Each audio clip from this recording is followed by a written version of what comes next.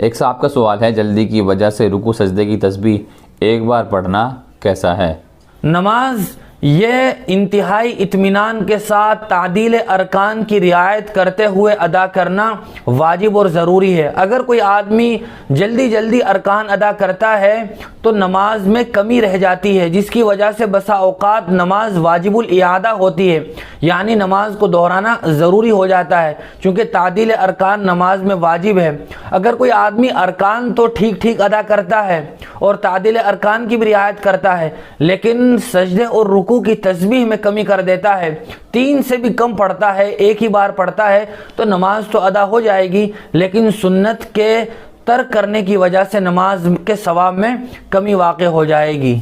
बहुत शुक्रिया मुफ्ती साहब आपका। इसी तरह की मज़ीद मसाइल की जानकारी के लिए आप हमारे दारे अरकम यूट्यूब चैनल को सब्सक्राइब करें, वीडियो की नोटिफिकेशन के लिए बेल आइकन को प्रेस करें, वीडियो को लाइक करें, सदका जारिया की नीयत से वीडियो को शेयर भी करें और इसी तरह अपने सवाल हम तक पहुँचाते रहें। जज़ाकल्लाह।